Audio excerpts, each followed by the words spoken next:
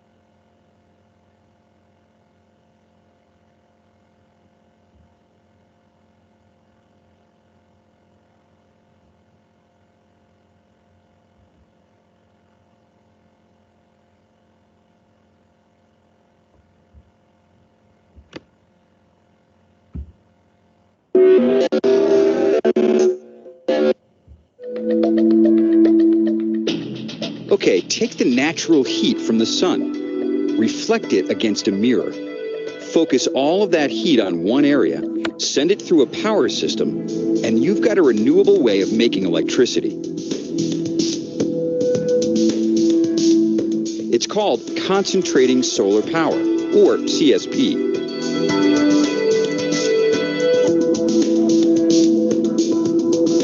Now, there are many types of CSP technologies: towers, dishes, linear mirrors, and troughs.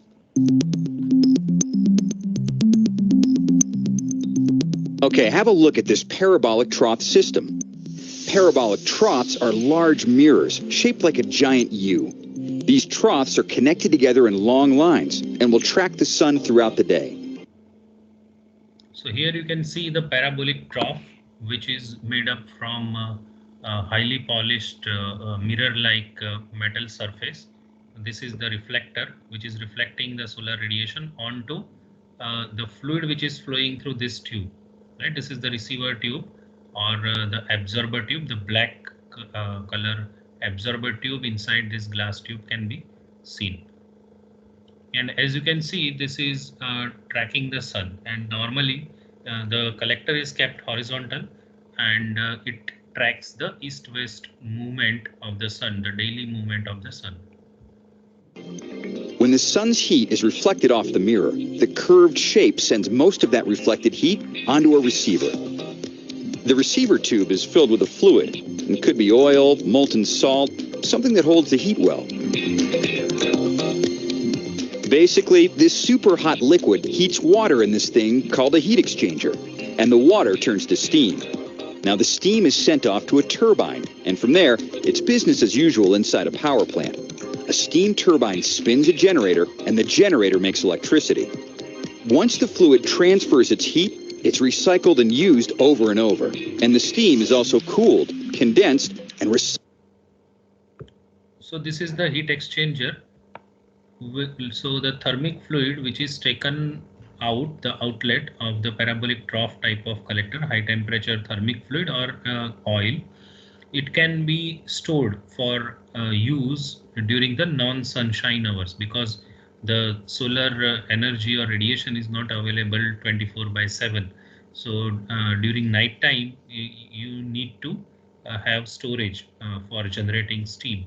So it is stored in these tanks, and that thermic fluid is pumped into this heat exchanger, or you can even call it a boiler, because the water is being boiled and converted into steam in this heat exchanger, and that is sent into this turbine, which is coupled with a generator to produce electrical power, and then the steam is condensed in the condenser, and the cooling tower is used for providing the cooling water to the condenser, and then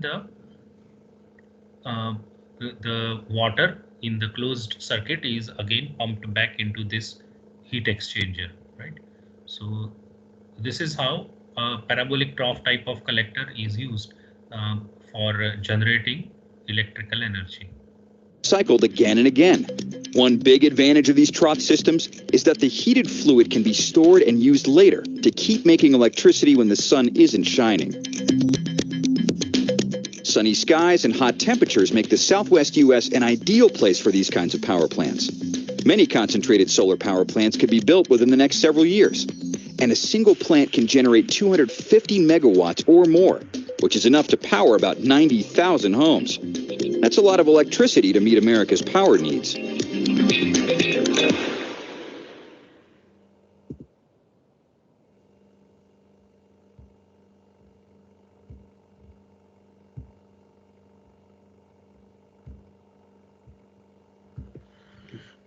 So this is about the parabolic trough type of collector, which is a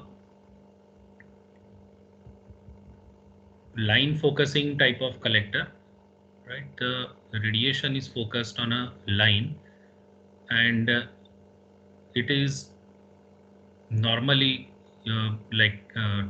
single axis tracking. It uses only single axis tracking. Now, if you want even higher concentration ratio and produce even higher temperatures, one might go for parabolic dish or paraboloid type of collector. So that is what is shown in the next, or being discussed in the next part. So parabolic dish type of collector, it's a point focusing type of collector, right? So ideally, like it's a paraboloid shaped dish which is reflecting the solar radiation onto this receiver, right, which is much smaller in size.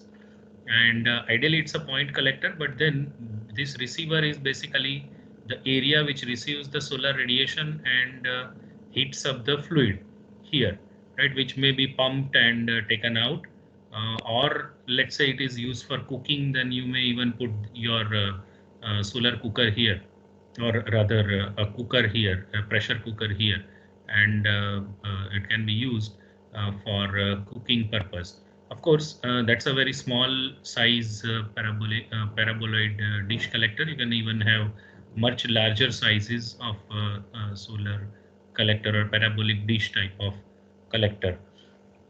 So it's a point focusing type of collector, so it can have much higher concentration ratio as compared to the parabolic dish, as compared to the parabolic trough type of collector, and can be used for much higher temperatures. But when it is a point focusing type of collector, you also need to use two axis tracking mechanism, right? So earlier, as you could see in parabolic trough type of collector, it used only single axis tracking, right? That is, the axis uh, was kept north south, and east west movement of the sun was tracked in the previous example. But here you have to go for two axis tracking, right, because it's a point focusing type of collector, and higher the concentration ratio, more the need for perfect tracking. Otherwise the radiation which is reflected could easily miss the target. It may not fall on the receiver, right? So two axis tracking is required, which is depicted here, right? So you can see this is one axis of rotation, okay, that is east-west, in the east-west direction, right? And it can be tilted at the required angle. And then another axis track is this vertical axis, so it can be rotated about this. So this type of dual axis tracking is must when you use parabolic dish type of collector. But it can give you much higher concentration ratio.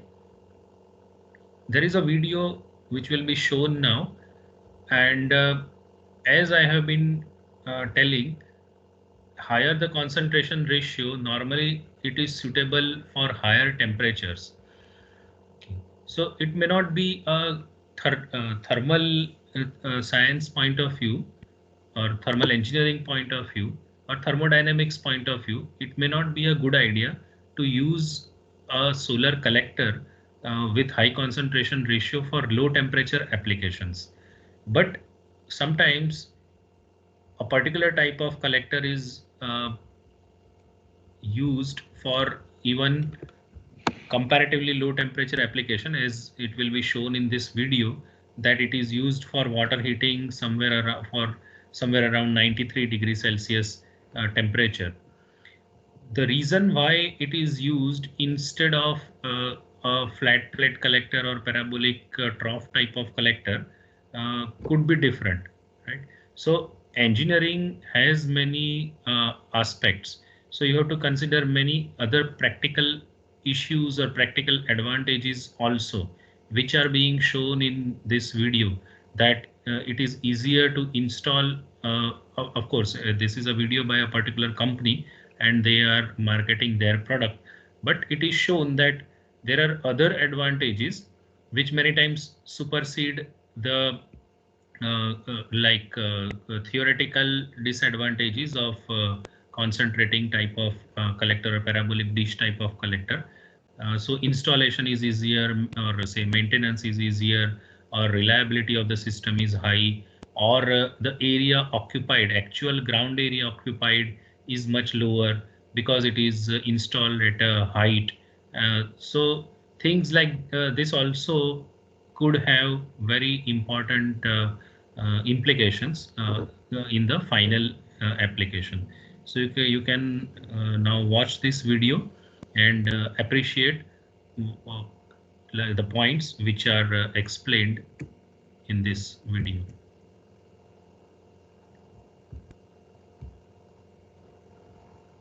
Hi, I'm Brad Callen, and in this video, I'm going to show you how anyone can quickly and easily create doodle videos, just like the one you're watching right now, using Doodly, our drag and drop doodle software.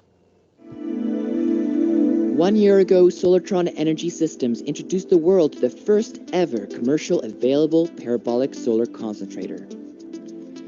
The foundation is available as a precast system, enabling faster install time.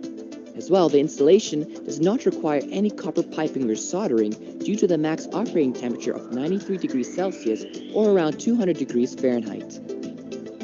The solar is available as a precast system, enabling faster install time.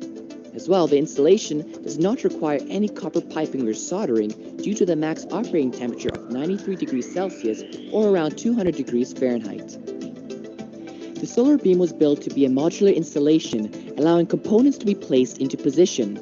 The reflector dish can be pre-assembled on the ground and put into place with the boom. Okay, so it is told that it's easy to install, right? It comes in multiple pieces and they can be easily integrated on the site, and making foundation is also easier.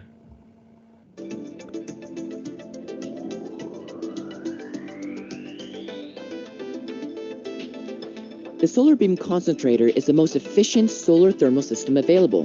The solar beam uses concentrated solar power technology that utilizes a highly reflective anodized aluminum to reflect and concentrate the sunlight onto a focal point. So the reflector is anodized aluminum sheet, which is polished, highly polished for better reflectivity.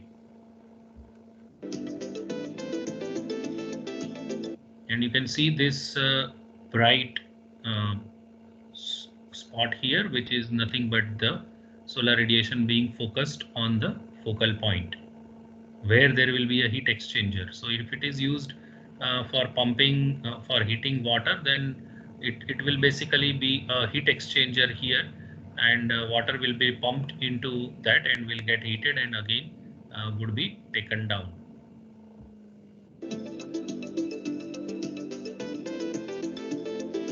The solar beam generates peak 13 kilowatts of heat per hour, which is 44,350 BTUs. The system can reduce payback from 20 years to 6 years compared to other technologies.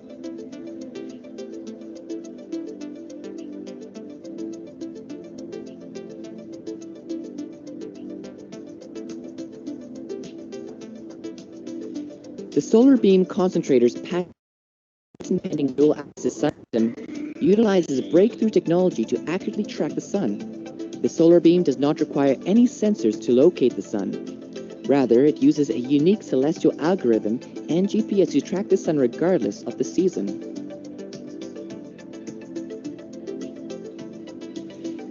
The solar beam maintains a continuous 82% efficiency from low to high temperatures. Compared to flat plate panels or evacuated tubes, they experience a lower efficiencies in higher temperatures.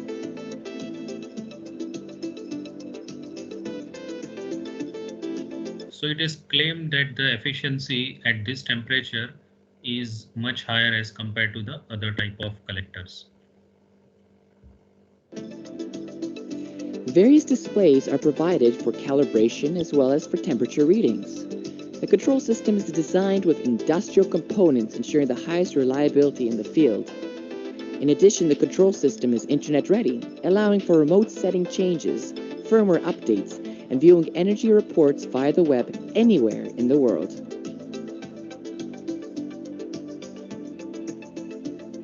The solar beam concentrator is the new standard for solar thermal applications. So this video nicely explained the use of parabolic dish type of collector for water heating application. Of course, there are many other applications at much higher temperature also, like even say for pasteurizing of milk, you produce the steam in the receiver and you take it to the heat exchanger.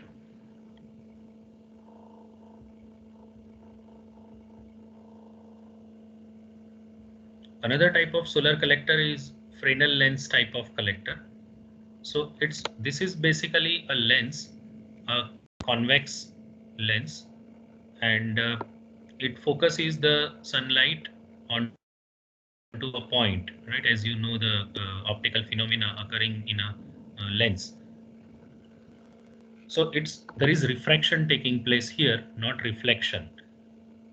So that has been shown here. This is the lens that you are talking about. But if you use a lens, then the material used here is uh, too much, and the material means higher the material, higher the cost. So one way to reduce the material content is to maintain this curvature but remove the intermediate material from here. So what is done is, like, this curvature is kept, then the next small part is taken down by removing the material from here, and that is continued throughout the curvature of this pair of this lens. So what happens using this lens and what happens using this shape is the same. That is, the radiation which is falling on this face are being focused onto a point. So this is a three-dimensional phenomena. So this type of Fresnel lens are used for different type of applications. Okay. So let's actually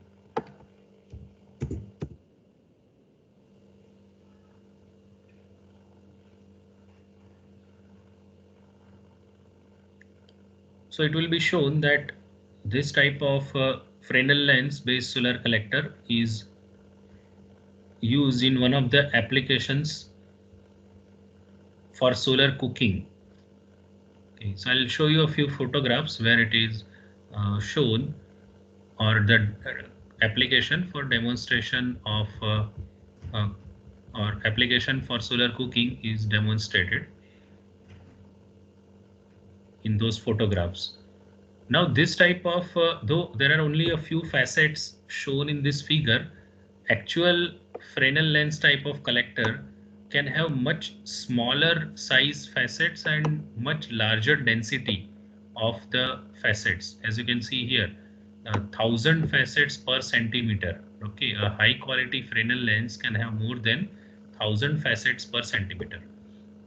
Okay, so normally the Fresnel lens that you will see will have such high density of facets, right? And it will not have so much height as it is shown here. So this basically, this figure A explains the concept, right? The actual one will have much smaller length of the facets and much lesser material used, because the density of facets being very high.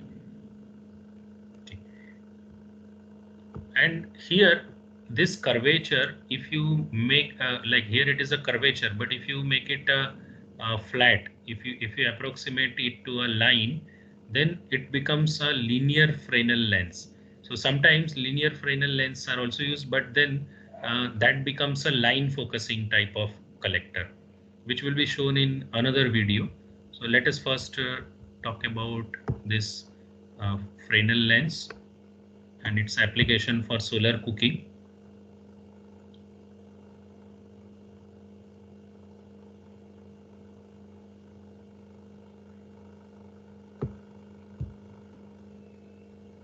So what you see here at the top is a Fresnel lens, right? Though it looks like just a flat sheet, it has those facets on this, and it focuses the solar radiation onto this mirror here. and this mirror reflects it on this platform here, and that platform, like certain area on that platform work as a regular cooking stove, and the food can be put there in the pan and it can be cooked.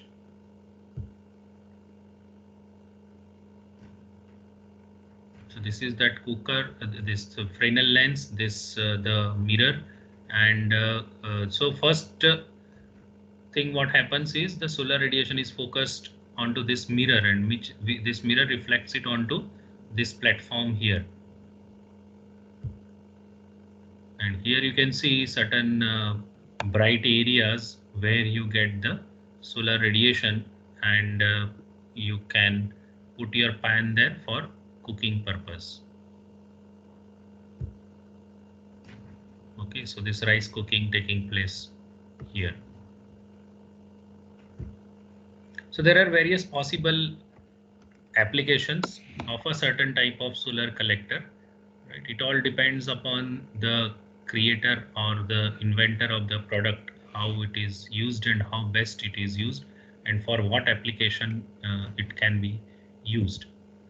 Now there is one more way in which the Fresnel lens is used. As I told, it can be also used as a linear Fresnel lens. So there you will have straight lines reflecting the solar radiation onto a target, which is ideally a line where it is focusing the solar radiation. Now here it is seen as a point, but if you take it perpendicular to the page, it becomes a line.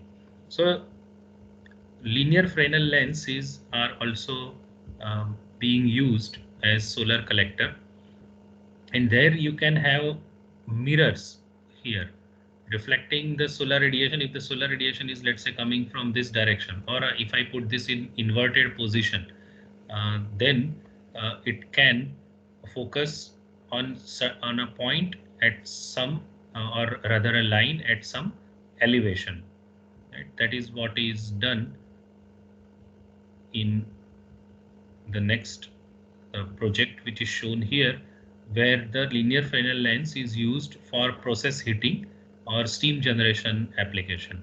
In industry, there are a lot of different processes where heating is required, and many times steam is used for heating purpose. That's for process heating. Let's say for pasteurization or for drying or uh, dyeing and many other processes, washing purpose, etc. So there a solar collector can be used, and it can generate the steam and supply the heat for that purpose.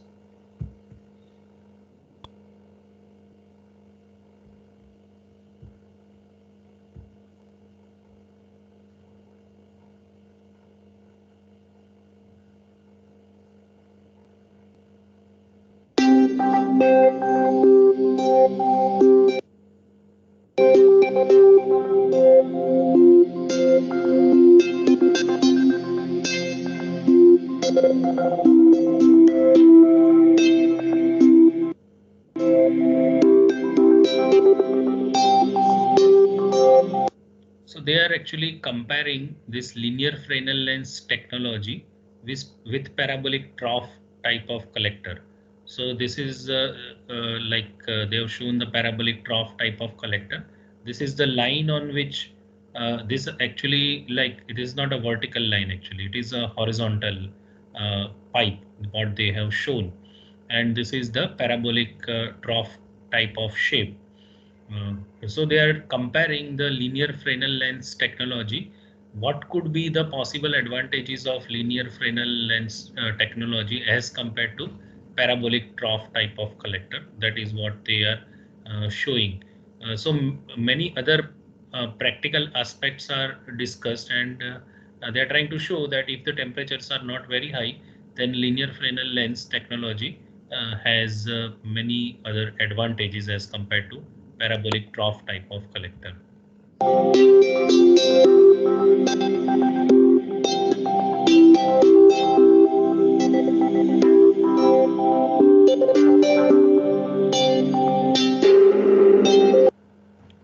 these are multiple mirrors, right? 1, 2, 3, 4, 5. There are multiple mirrors, and as the sun moves in the sky, they change their orientation accordingly, and they are oriented such that when the solar radiation falls on them, they reflect it onto this receiver. This is the receiver, like a line receiver, you can say, and through this the hot fluid will be passing, and you can see that bright area here, which is nothing but the solar radiation being focused onto this area.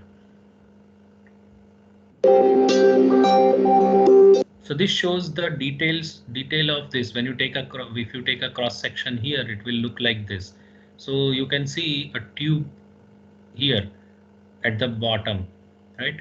And then it has been covered with a certain kind of enclosure. From bottom it is open, that will allow the radiation to come in, and as they will show later, that even this surface above this tube is also reflecting the radiation.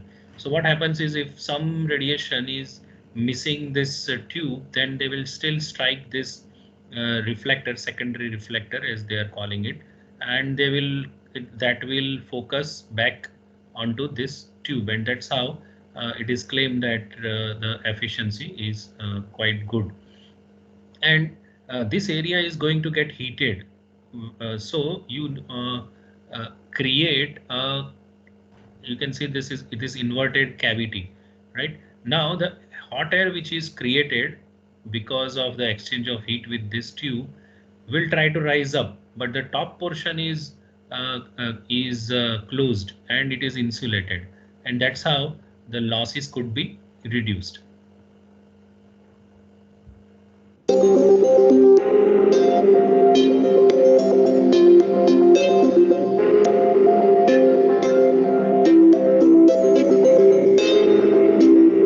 So the advantages of this collector are being shown here, right? So it's not only collection of the heat or the reflection or the optical phenomena or the heat conversion that one should focus upon. Many other things also could be important when you want to make a technology successful. So as you can see, they are talking about no intrusion of dust in the glass tube, right? So the dust cannot enter. If dust enters, obviously it will disturb the optical phenomena, right? And there are other advantages also. They will claim that these mirrors can be easily cleaned with the help of a robot, and also the cleaning consumes little water, etc.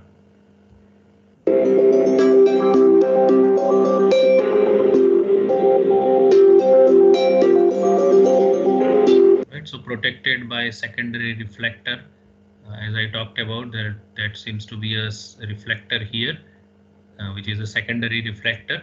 The primary reflection takes place from here on, from the mirrors, but there is a secondary reflector also.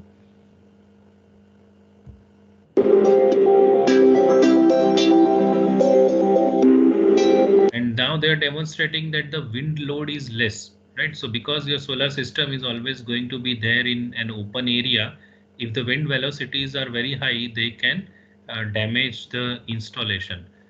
But here it is shown that the structure is such that the up to a very high wind velocity, it will not get damaged.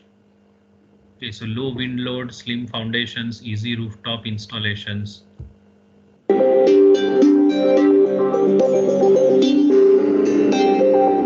they showed that as compared, the shape is such that as compared to parabolic trough type of collector, the wind load is much less, or it is more protected against high velocity winds as compared to parabolic trough type of collector.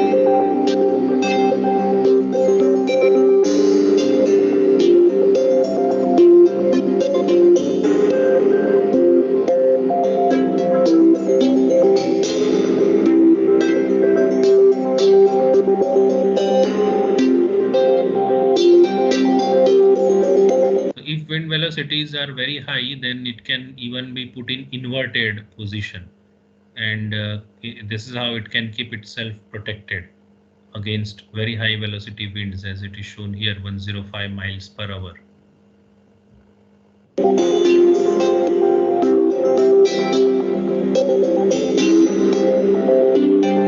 Maintenance is as they claim it. Okay. So there are many other practical aspects also which needs to be considered if you want to make a product successful, which was explained in this video. So linear Fresnel lens for process heating application was explained in this video. Let us go to the next section now. That is, we will talk about different applications of particular applications of solar collector. Before that, there is a table which is summarizing different types of collectors. So I'll discuss it in brief. First, it is talking about the stationary collector or non-concentrating type of collector. In that, the first thing that is shown is non-convecting solar pond. We have not discussed solar pond. We will discuss it later for a particular application or a low temperature Rankine cycle application. So this is not discussed, but it will be discussed later. Here, the concentration ratio, as it is shown, is less than 1, or it is almost near to 1. Right? So sometimes the gross area is somewhat larger than the absorber area. So that way, the aperture area is slightly bigger than the absorber area, and they say that concentration ratio is less than 1. So that is why they have written it as C less than or equal to 1, right?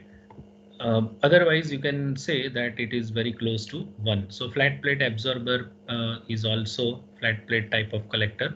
Concentration ratio is nearly equal to 1. And here the temperatures are shown in Kelvin, right? So 360 and 350 Kelvin. So somewhere around 75 degree Celsius, 80 degree Celsius temperatures. This can be used up to those temperatures. Then evacuated tube collector. I had shown you the evacuated tube collector. There are other type of evacuated tube collectors also, and there the concentration ratio is actually less than 1 many times, or most of the times. The reason is that the absorber is circular in shape in many of these evacuated tube collectors. So because of that, the concentration ratio, that is your aperture area, could be even less than the absorber area. So concentration ratio could be less than 1. And it is shown that it can be used up to somewhat higher temperatures. Okay. Yeah. So of course, these figures in different sources, it can be different, right? It is kind of indicative figure. And basically, higher the concentration ratio, higher the temperature at which it can be used with good efficiency.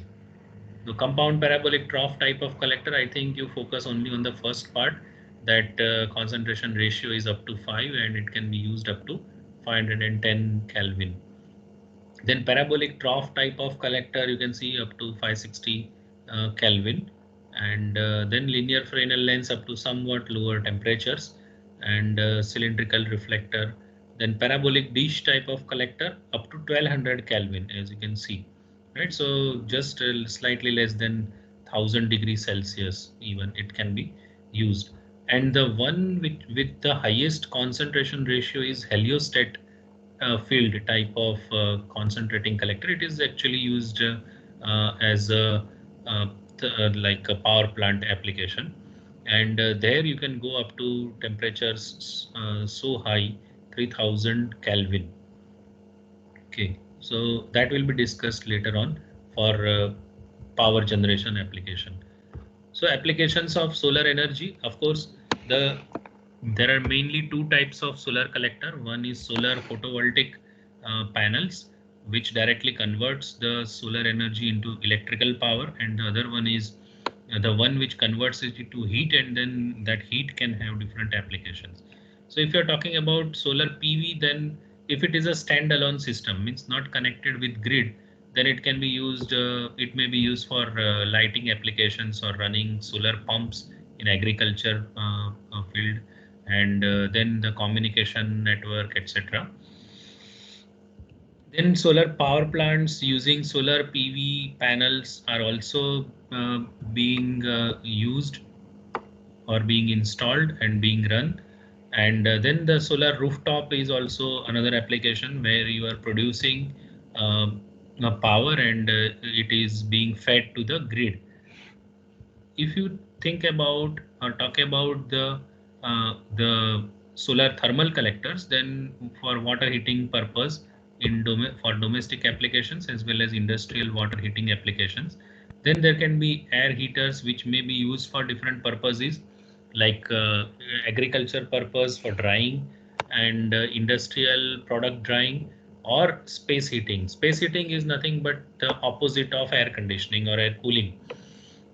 So in cold regions, let's say the places like Ladakh, so there the temperature in most of the years are very low. So there you need heating of the space or room heating. So this can be done with the help of solar energy, a solar air heater, and space heating can be done.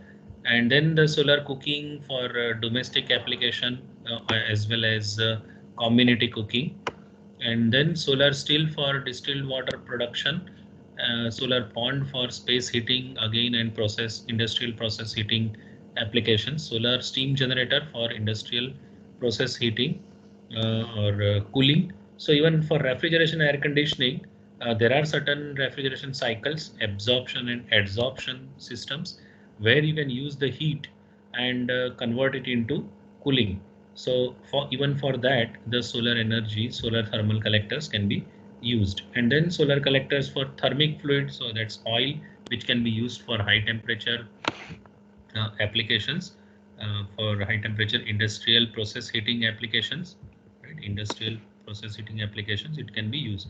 So there are numerous possible applications. Only thing is that you have to make your collector economically, as well as uh, economically as well as technically feasible for that application. So solar water heater, the domestic water heating system, it's almost completely explained, and it's a very common type of system. And we had actually discussed the flat plate type of collector with the help of this application only. So a line diagram for that is shown. So solar radiation falling onto this flat plate collector, and that flat plate collector has absorber plate, and the riser tube or the water tube are connected with that, and the riser tube is connected with the bottom header here, top header here, and as the water in the riser tube gets heated, taking the heat from the absorber tube, it rises up, and it goes into the storage tank, and its outlet is near the top of the tank, because you want to keep the hot water at the top and the cold water settles at the bottom. So when that water in the riser tube rises up, it is replaced with the cold water coming from the storage tank, right? And then you are going to use this hot water, and this hot water, when you use a part of it, then you need to replace it with fresh water, as it is shown here. Okay, so this is the solar water heater for domestic application. Now water heating may be required even in industrial processes, right? It may be, let's say, boiler feed water, so you can preheat it before raising steam in a solar collector, or for certain application, let's say for washing application, you may need hot water, so it can be used for that purpose. So industrial water heating system has been shown. Now what is the difference that you see between the domestic solar water heater and industrial solar water heater, it is assumed that the requirement of heat is much higher, right, as compared to the requirement of a family, right, a family of 4 5. So there you will use the domestic this solar water heater, but in industrial settings, generally the requirement of the heating, or you can call it heating power, so that rate is much higher. So here, these solar collectors, right? You could also see this in that video of the CPC collector, right? There are more than 200 collectors which were installed on the rooftop. So these collectors are installed on the rooftop, but then the tank, which is used for storing that hot water, may be on the ground level. So in case of domestic application, generally you don't put a pump and you use only the natural convection, natural movement of water uh, in the system. But here, because you are putting the collector at the top and you are putting the tank at the bottom, you can't use the natural convection. And again, the system is so large that you cannot depend upon the natural convection. So you are using a pump to pump the low temperature water into this is the pump, and you are pumping the low temperature water into these solar collectors. It is shown that all of them are connected in parallel. So when you, like, there is a common header here, the cold water is pumped into this header, and then it passes through multiple tubes here, and it can as it passes through this, it gets heated, and then you have a hot water manifold or hot water header here, and then that hot water is delivered back into this tank near the top. So there can be a temperature gradient along the height of this. Hot water settles at the top, and the cold water remains at the bottom. Okay, so you have used a pump, and then you are using certain other accessories like a non-return valve, and then you are pressure relief valves are also used as shown here, so that in case there is a building of pressure, in case if the temperature becomes too high and steam is generated and the pressure rises, then that should get released into the atmosphere. Right, so certain additional instrumentation might be used in industrial applications. What you can see here is something, this DT, this is differential pressure, differential temperature controller. So what it is doing, you can see it is connected with the pump, means it is giving signal to pump whether to continue pumping or stop pumping. So on off signal would be given with the help of two sensors. One sensor is put in the tank and another sensor is put at the outlet. So this is inlet, water is pumped, it comes out here, and this hot water, you have a sensor here. So what it is basically doing is, like, if this temperature difference is big enough, right, in that case it will allow the pump to continue pumping. But if this solar collector is not generating required heating, that is solar radiation is less, or due to some other reason, if temperature rise is not happening, in that case it will stop the pump, right?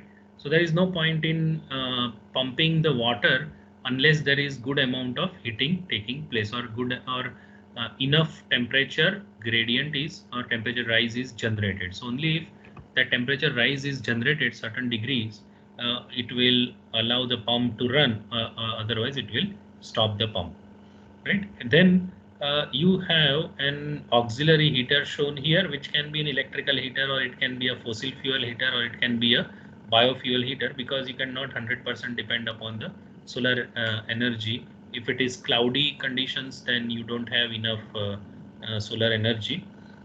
So in that case, you may need an auxiliary system for that purpose. And so like water, like you're pumping the cold water from here, which can be the makeup water, and you are taking the water for your process heating from here. Okay, so this cold water may be, this is a mixing valve. So if the temperature of the water coming from the tank, if it is higher than what is required, then some cold water may also be mixed as per the requirement here, and then it will be supplied for the process. So control of a precise temperature may be important for the application. So you need some additional accessories in case of the industrial water heating applications. Okay, so this was schematic and explanation of industrial solar water heating system. You already know this diagram. This water in glass, this is for domestic application. The other way in which the evacuated tube collector may be used, here there is a glass tube which is evacuated. You have a flat metal plate, and a heat pipe is connected with this. Right. So a heat pipe is a device where in one part there is boiling or evaporation. It's a closed equipment or closed device. This dashed line, and then this two lines here, and then this is the condenser portion. So there is boiling of the fluid which is put in the heat pipe on this side because of heating, and it gives away heat on this in this portion. So if you are pumping water over this, it will heat that water, and the fluid inside here will get condensed.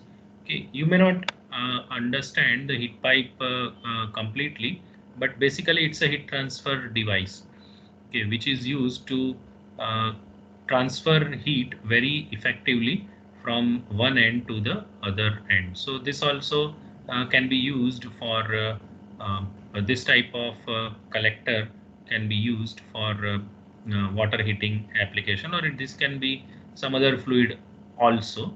Right? Sometimes glycol is also added so that you can go up to somewhat higher temperature, or it will not freeze at 0 degrees Celsius. So some more pictures of this heat pipe based collector is shown. So here it was a flat plate which was used, and there is a single glass tube here which is evacuated. Right? But this type of collector is not very commonly used. Even if you are using a heat pipe as it is shown here, you are using, as you can see, there is a fin here. This is a glass tube, but if you remove the glass tube, there is fin which is in contact with the inner surface of the glass tube, and it gives heat to this metal tube heat pipe. Okay, and this is the evaporator portion of the heat pipe, which boils the fluid inside, and it condenses here, and the water that you want to heat just flows through this pipe, and it takes heat from this condenser of the heat pipe. Right, so this is the another type of collector which may be used for industrial process heating or water heating application. So we will discuss other applications of solar energy in the coming lectures.